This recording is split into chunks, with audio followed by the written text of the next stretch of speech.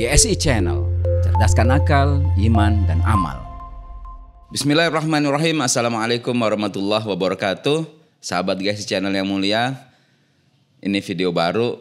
Udah berapa lama Ustadz Wawan kita nggak bikin video? Sebulan, 2 bulan? Sebulan lebih ya kita nggak bikin video. Ini kita punya segmen baru nih. Saya baru ngobrol sama Ustadz Wawan kemarin. Ustadz Wawan, kita mungkin bikin segmen baru. Segmennya mungkin isinya ngomentarin tren gitu kali ya. Dan segmen ini pengen mungkin berkomentar, mungkin sekedar nambah rame, atau mungkin kalau kita ada ilmu, insya Allah kita bisa sharing apa yang kita ketahui dari tren tersebut. Semoga segmen ini bisa membawa manfaat baru. Baik, menurut penelitian Ustadz Wawan, sekarang lagi tren ujaran-ujaran apa ini ya? Ujaran kebencian atau ujaran kasih sayang. Dia bilang kuliah nggak guna sebab semua materi ada di internet kok. Ngapain kita kuliah? Terus biaya kuliah lebih baik biaya kuliah kita bikin dagang kripto. Ini yang mau kita komentarin. Mereka orang-orang yang bilang kuliah nggak guna tuh sedang kena efek Dunning-Kruger. Apa tuh efek Dunning-Kruger? Dunning-Kruger efek itu definisinya adalah seseorang yang merasa lebih hebat dari orang lain. Si Fulan merasa lebih hebat dari orang lain. Padahal si Fulan itu ilmunya tidak lebih baik dari orang lain tersebut. Ini kalau dalam bahasa sekolah impian karena bahasa yang diciptakan untuk santri ya. Dan santrinya adalah remaja SMP SMA. Maka saya mencari istilah yang gampang, nggak teknis, nggak ribet gitu ya. Dengan 3 macam orang bodoh. Orang bodoh pertama nggak tahu kalau dirinya bodoh. Mungkin ini mirip ya dengan Dunning-Kruger effect. Jadi orang bodoh itu nggak tahu kalau dia bodoh. Terus jenis orang bodoh kedua adalah orang bodoh yang dia tahu kalau dirinya bodoh, lalu dia nggak berupaya untuk lepas dari kebodohan. Nah ini orang malas ya, orang yang tidak ada motivasi untuk belajar. Dan yang ketiga adalah orang bodoh yang dia tahu kalau dia bodoh, yang dia berusaha untuk lepas dari kebodohan itu. Nah itu adalah saya, teman-teman guru dan santri-santri sekolah impian itu termasuk jenis orang bodoh yang ketiga. Kita tahu kalau kita bodoh, makanya kita mau belajar agar kebodohan itu tidak selalu menjadi predikat kita. Jadi kita nih tipikal orang yang mau belajar agar tidak bodoh. Nah, dalam bahasa-bahasa narasi-narasi yang sekolah impian gunakan, Dunning-Kruger effect adalah kebodohan jenis pertama.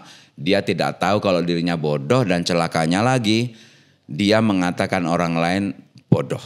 Dunning-Kruger effect itu dihubungkan dengan kemampuan kognitif seseorang yang sedang bermasalah. Jadi kemampuan kognitif itu adalah kemampuan intelektual. Orang yang kena Dunning-Kruger effect itu berarti dia tidak mampu mengukur kapabilitas dirinya. Dikatakan oleh para ahli bahwa orang yang kena Dunning-Kruger effect itu karena metakognitifnya bermasalah.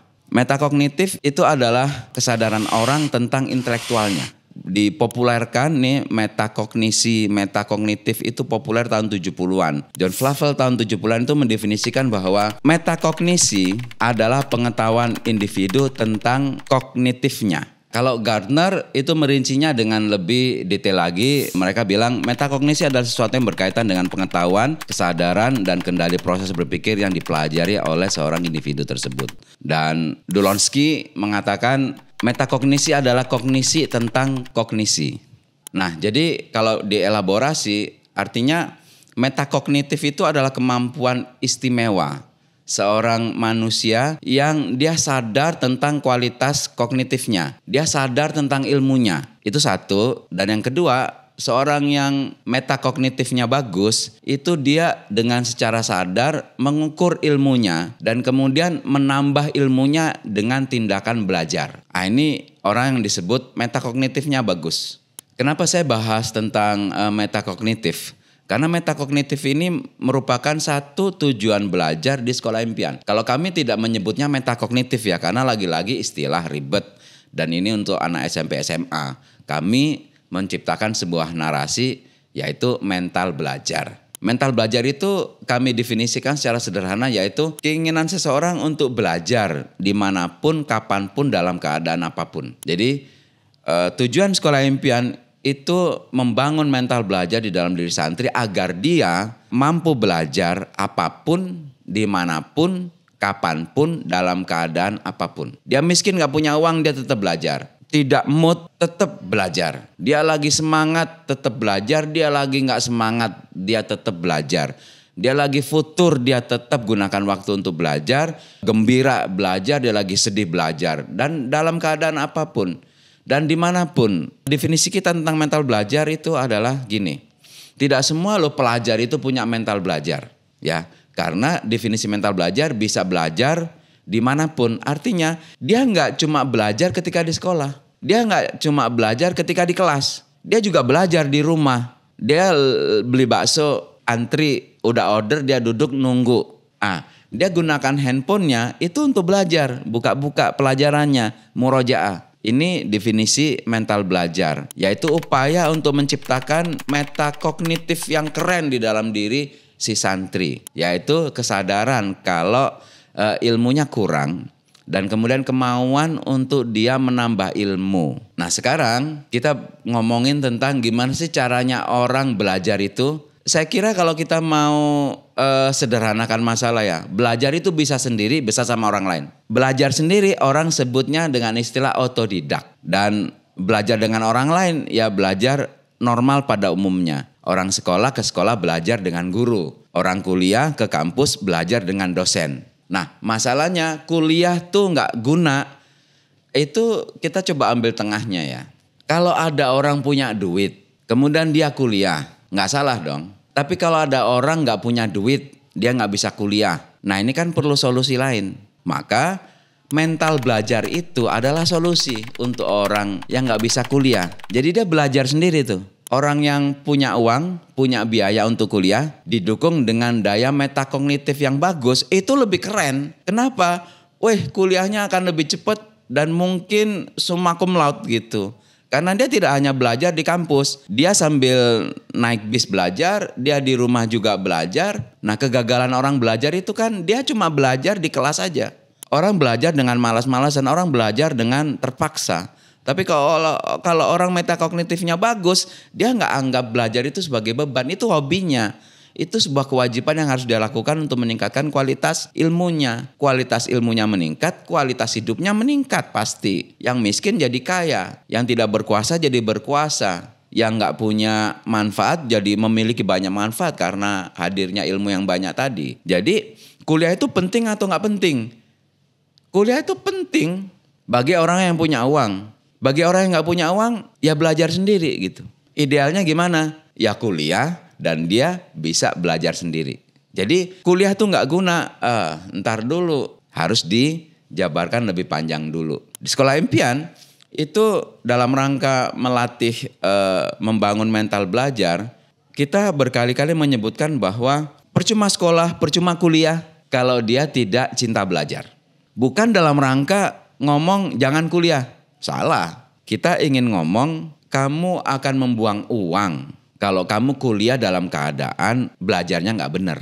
Kalau kamu punya uang, kuliahlah. Akan lebih menguntungkan kalau kamu punya mental belajar yang keren. Maka kuliahmu itu akan sukses dan cepat lulus gitu.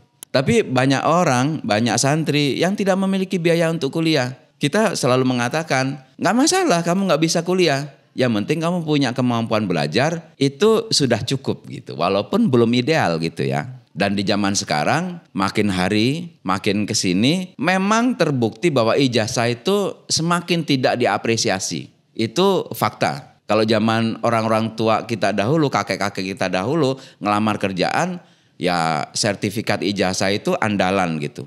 Tapi sekarang memang itu artinya sudah semakin luntur. Arti sertifikat dan ijazah itu semakin luntur. Perusahaan industri itu sudah melihat apa sih yang bisa kamu lakukan. Mereka lebih banyak melihat portofolio ketimbang ijazah. Saya baca dari ya Elon Musk juga begitu, Google, Facebook. Itu kalau dia rekrutmen, dia nggak peduli dengan ijazah yang dibawa oleh pelamar. Tapi HRD-nya selalu mengatakan kamu sudah bikin apa? Portofoliomu seberapa banyak? Nah di sini pergeseran arti dari ijazah, pergeseran arti dari sekolah formal di dunia industri semakin memang kurang nilainya. Nah sehingga ini menguntungkan buat orang yang nggak punya uang untuk kuliah gitu. Ya ini menguntungkan buat orang yang pengen kuliah tapi nggak punya uang. Akhirnya dia menjadi seorang otodidak karena dia punya mental belajar yang bagus dan dia memperbanyak portofolionya. Dan dengan itu dia bisa mengakses industri manapun. Nah sekarang tadi kan kita pengen komentarin hal-hal yang ngetren. Saya mencatat 4 poin. Yang pertama kuliah tuh nggak guna. Sudah kita bahas ya. Yang kedua semua materi ada kok di internet. Walaupun semua materi ada di internet, kalau kamu nggak punya mental belajar, emang kamu bisa mendapatkan ilmu melalui internet. Sekarang coba deh pikir, kebanyakan orang menggunakan internet kan cuma dengar Instagram, TikTok, Facebook, hal-hal yang dengan durasi yang pendek-pendek, itu nggak cukup buat belajar. Orang akan banyak salah kalau dia hanya mengandalkan medsos untuk belajar. Dia harus ngelihat jurnal itu ratusan halaman, dia harus akses buku. Oke, buku cetak nggak usah, ambil aja buku digital. Tapi kalau Anda tidak punya mental belajar, Anda juga akan gagal belajar melalui internet. Kemudian yang ketiga, Dunning-Kruger effect tadi saya sudah coba komentar sedikit ya. Mohon koreksi teman-teman kalau misalkan ada yang salah dari penjelasan saya. Kemudian yang keempat ini menarik. Mendingan biaya buat kuliah dibuat dagang kripto. Nah ini yang mungkin bahasanya agak panjang ya. Dan saya mencoba memberanikan diri untuk mau bahas tentang kenapa kuliah mending uangnya buat dagang kripto. Karena saya punya pengalaman sebagai pialang. Saya mengerti instrumen pasar modal. Dan kripto itu instrumen komoditas perdagangan yang dilindungi oleh Bapepti di negara kita ya. Dan itu saya punya sedikit pengalaman. Mungkin lain kali kita akan cerita tentang daripada kuliah mending kita dagang kripto. Terima kasih. Wassalamualaikum warahmatullahi wabarakatuh.